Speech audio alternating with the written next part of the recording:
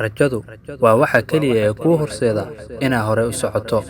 Ma xasuusataa waagii aad ku kaadisay joodarigaaga kadibna subaxdii aad tiri hooy aniga maahan?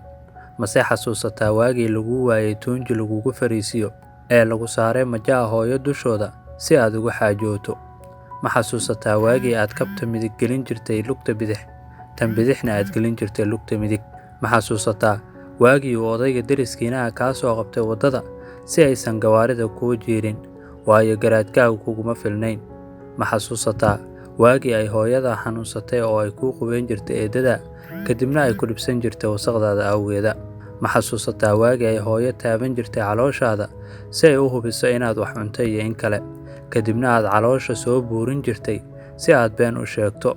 Mase xasuusataa waagii aad dhibsan jirtay qubayska maadaama aad nibcayd qabowga biyaha? Ma xasuusataa waagii aad kor u ooyi jirtay maadaama aad weysay waxaad jeclayd? Ma xasuusataa waagii aad ku gam'i jirtay meesha aad ku cashayso kadibna aad subaxdii ka soo toosi jirtay sariirtaada dusheeda? Noloshaadii hadda way isbeddeshay. Waxaad gaartay heer ay kuu kala soocmeen waxa qaldan iyo waxa saxan. Waxaad gaartay heer aad kacdo subaxii adigoo dhibsanaya kadibna aad ku qubaysato biyo qabow si aad u wajahdo maalinta cusub ee kuu bilaabatay. Waxaad gaartay heer aad ku fikirto inaad hooyo u abaalguddo.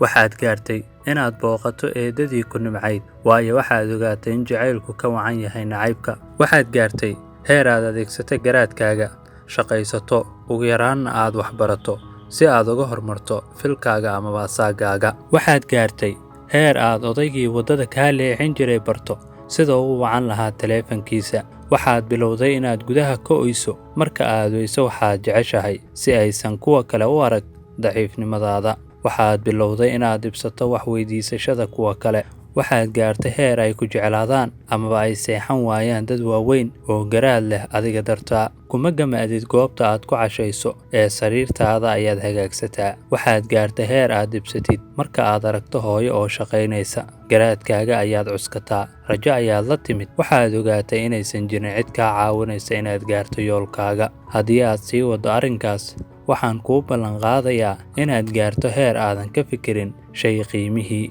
Waxaa kuu haray oo keliya heerkii aad naftaada u mahadcelin lahayd maadaama ay soo jiirtay dhibaatooyin badan. Aadna arki doonto hooyo macaan oo ugu sheekaynaysa hooyooyinka kale in ubadkeeda mid ka mida uu ku jiro safka hore ee guulaystayaasha. Nolosha waa wax aad u gaaban. Jooji, dib u dhigashada waa cudure. Qormadan kooban ee cajiibka ah waxaan ka soo xigtay Maxamed Daftafle, isla mar ahaantaana waxaan idinla socodsiinaya anigoo Saacali Taatika ah oo ku mahadsantihiin la socodkiina.